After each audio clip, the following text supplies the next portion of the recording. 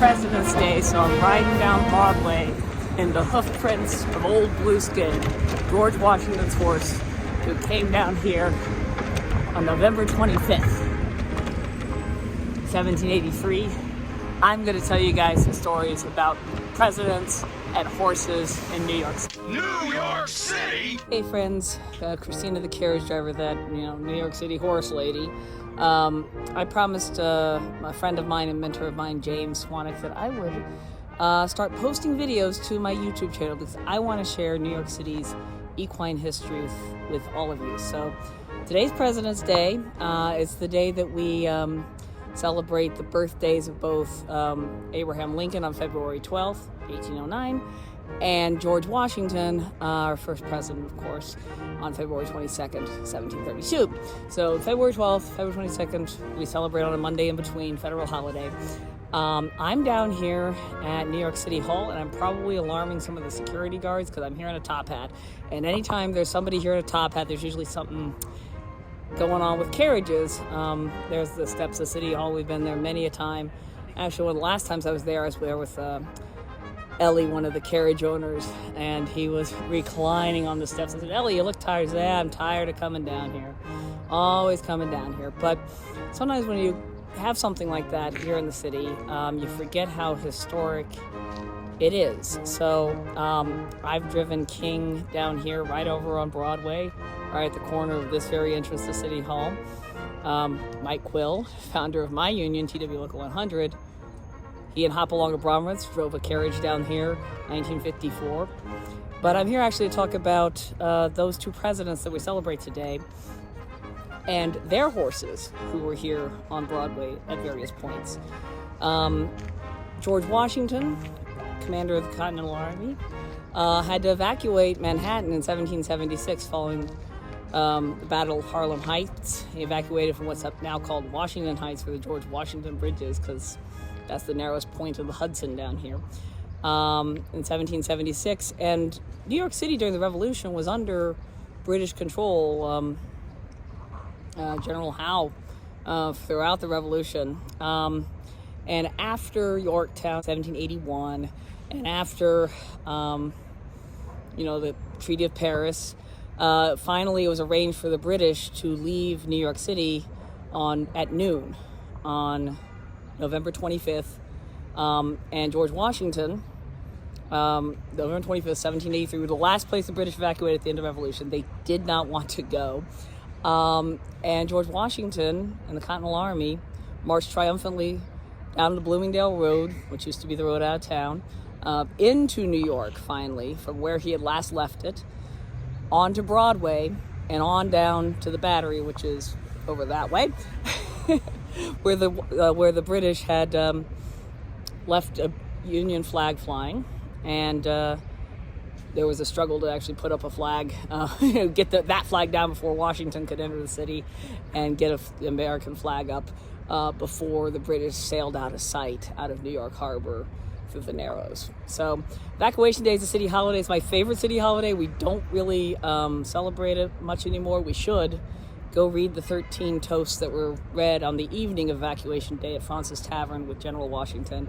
And you'll agree that, maybe not so much the toast to the King of Sweden, but the rest of it are still ideals that we, as the now United States, certainly should try to uphold. So go read it. Washington, of course, was a tremendous horseman. I got into an argument recently with somebody over whether or not he or Grant was the greatest horseman of the U.S. presidents. I contend it's Grant. He contended it was Washington.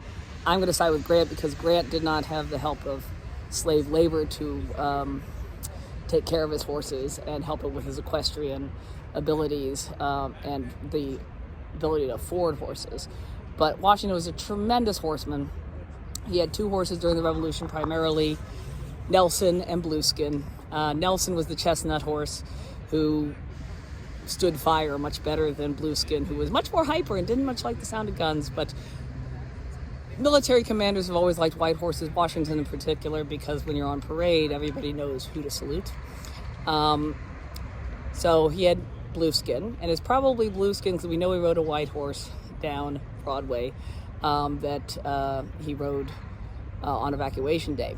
Now, of course, George Washington was sworn in here as our first president, April 30th of 1789, down on Wall Street, literally just a few blocks down Broadway here at Federal Hall. And the horse that he had then was a horse named Prescott. It was a white horse, about 16 hands, very fleshy, a parade horse. It was much better at standing fire and the noises of the military than Blueskin was, apparently. Washington purchased Prescott in 1789. He was with him on his journey from Mount Vernon to New York as our first president, being called back like Cincinnatus, to help the Republic. It's our first president. Washington was a great PR guy and trying to figure out who we were as a country and who this president was going to be. He would travel by coach in between towns, but when they got to the town, he'd get out and ride Prescott and, through town to the adoring crowds. And as president in Philadelphia, New York City here was the capital for like 1 year, not even. George didn't much like the food here. Philadelphia had better government buildings. We did not have this fine building here until 1802. Philadelphia had the Pennsylvania State House, Congress Hall, the old courthouse, old City Hall, that, much better government buildings than New York had. So they moved the capital back to Philly, and while Washington was in Philadelphia, I used to work right next to where they uncovered, the foundations of his stables, his slave quarters. He would go about in a coach with 6 horses, which was quite the impressive sight. Most people couldn't afford that many horses. There were lots of horses in colonial and 18th century America, but that kind of impressive sight was something to see when the president drove by with his 6 horses. Now, he drove by with 6 and not 8 because in Britain, the king has 8 horses. So it was to say, like, I am important. I'm the president of the United States, but I'm not a king. Think about completely, when you go to the big draft horse shows, they're mostly 6 horse hitches that are out showing, but Budweiser, when they come by, they got 8 Clydesdales. Why? Because they're the king of beers. Here comes the king, here comes the big number 1. But anyway, so Washington's horse Prescott would have been here just over on Wall Street. Blueskin would have paraded down here where King had on Broadway. Literally, you can follow in the footsteps, the hoof prints of Washington's horses down here, which is what I've done for President's Day. But then we also celebrate Lincoln on this President's Day. And, I've been in the Rotunda City Hall so many times, it's easy to forget that this is where Lincoln laid in state during his funeral here in New York City. After he was assassinated and they held funeral services in Washington, D.C., Lincoln's body set off for New York, passed through Philadelphia on his way here. Left Washington, I think, April 20th, passed through Philadelphia, and by the 24th it arrived here. Now, there was a funeral undertaker here, Peter Relier, who was a practical undertaker, and he got the gig from the Board of Aldermen. They were paying him $9,000 to do Lincoln's funeral here in New York City, and he set up shop at East Broadway and Grand Street, just down the street from his undertaker establishment on Willett Street. And he spent 3 days, day and night, building the catafalque for Lincoln's body. And it was a horse-drawn vehicle. It had a ground clearance of, 5 feet. People would gather around to watch him. He literally was sleeping with this thing, trying to get it done, adding ostrich plumes and stars and eagles and carvings and anything. It's a reminder that, coffin builders were often cabinet makers and carriage builders, but this was his big project, and he would go for the rest of his life. He lived into the 1890s talking about he was the undertaker for Abraham Lincoln here in New York City. They met the Lincoln's funeral car, his train car, over on the ferry. It had to be ferried across the Hudson. There's all kinds of railroad history there. They met it with 6 horses to bring it here to City Hall, where it laid in state. Something like 150,000 people came through here to see Lincoln's body. And then on the after he laid in state on the 25th, Valier showed up with his catafalque, pulled by 16 gray horses in black funeral garb.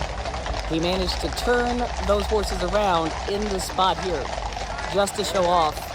It's not an easy task. And then they proceeded out of City Hall because they wanted to leave facing west, symbolically, up Broadway to Union Square, across 14th Street, up 5th Avenue, and then across 34th over to the west side, near where our stables are today, to the Hudson Railroad terminus. Put Lincoln on a train to Albany. But that was, something like 1 million New Yorkers lined the streets to watch those 16 gray horses, shrouded in black, go by. They each had a groom, all dressed in black. I've been there, done that on many a horse-drawn funeral. And they proceeded up the street. Now, as a side note, it is also Black History Month. The New York City Council, Fernando Wood, who was the mayor here in New York City during the Civil War, was a Copperhead, was a Democrat, a little bit Confederate leaning. And the City Council, when they were laying out the funeral plans, it said no Negroes marching in the funeral procession. There was like over 100,000 people marching in this. And when the Secretary of War, Stanton, found out about it, he said, absolutely not. They are absolutely going to march. And the very last contingent, Abraham Lincoln's funeral procession, with all the horses were accompanied by the New York 7th Regiment on foot. We go past their monument every day in Central Park. Lots of Union veterans, the mounted police, but Police Chief John Kennedy made sure that the 200 colored soldiers who marched in Lincoln's funeral carrying a banner saying that, he was their emancipator of 2 million slaves, that they should get to march too, and that their safety was paramount. And it turns out that these concerns were not needed, because as they marched up Manhattan behind Abraham Lincoln's body, they say that it was deathly, pall and mourning. There were flags and draped in black, fringe. Anybody who had any kind of black material was hanging out their windows, rich people, poor people, everybody.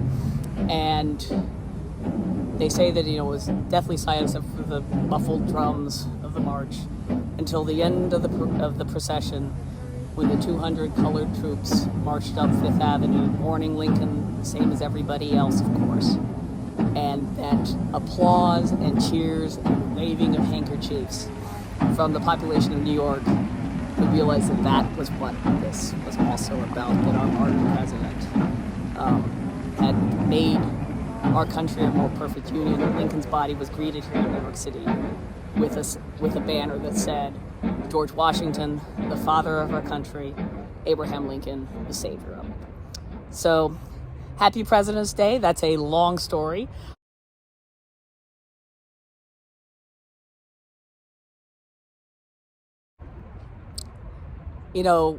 That funeral thing with horses, you say, I should mention, if 8 horses is the king, then what's 16 to our country? Yes, Abraham Lincoln was the 16th president of the United States, but 16, it's really hard to imagine what news of his assassination was like. But horse-drawn hearses, were used widely. People didn't want to motorize in the 20th century. They thought it was indecent to have a motorized hearse, because the horses, that is dignity. Horses are powerful symbols. Washington knew that. The undertakers knew that. Protesters knew that, like Mike Quill, like me and King over here, like the Black Lives Matter protesters in Texas and Dallas and Houston and places. Horses matter.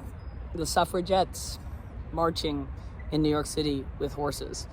And to this day, you can still, of course, get a horse-drawn hearse. We have people that provide those services here in New York City. It's a beautiful thing to actually have your neighbors line the streets like New Yorkers came out to see Lincoln, come out to see you on your final ride through the neighborhood, past the house, past the church. Brings community together. And one final last thing, it doesn't have to do with New York City, but it does have to do with the horse. When Lincoln's body finally arrived in Springfield for the funeral, his body was met by Old Bob and drayman John Flynn. Old Bob was Lincoln's driving horse in Illinois before he left to go run for president in 1860. And he'd sold him to John Flynn, the drayman, and he brought him out. He was led behind the hearse, behind the casket, draped in black, by Henry Brown, who was an African Methodist Episcopal minister, a friend of the Lincoln family. He was led behind the casket and in front of Robert Lincoln's carriage. And they say that at Lincoln's final destination in Springfield, the only members of Lincoln's family were Robert Lincoln and Old Bob. And we still do that too. I've done that with horses at funerals. They're a part of the family. Tyson came to Pat Malone's funeral.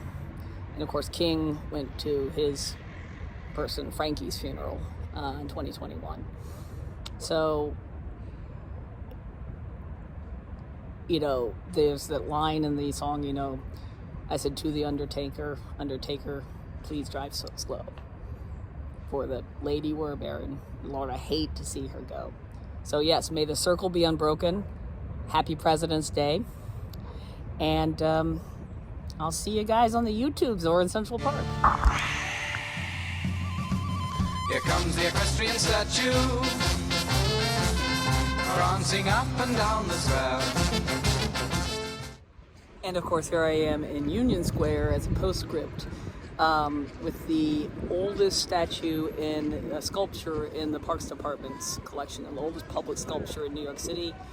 And that's the equestrian statue of George Washington here at Union Square, done in 1856 by Henry Kirk Brown.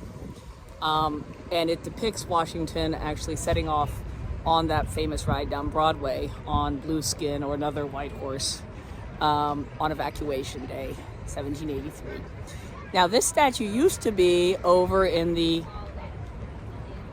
southwestern corner of the park, literally in the middle of the, it used to be in the southeastern corner of the park. It used to be over here, literally a traffic island, but they moved it in 1929, 1930 out of traffic and to be in alignment with Abraham Lincoln, who is back there. By the way, Union Square has nothing to do with the Civil War or the Union Army. It's actually the union of Broadway and the Bowery. This statue of Washington is modeled on this guy's statue, Marcus Aurelius, the only surviving equestrian statue from the ancient world. Why is it surviving? Because Marcus was the good emperor, and people didn't tear down his statue. And Washington was a great fan of the Stoics and philosophy, quoted Marcus Aurelius. He also wanted to be like Cincinnatus during the Roman Republic, who went back to his farm after the time of need had passed. See, you thought about the Roman Empire today.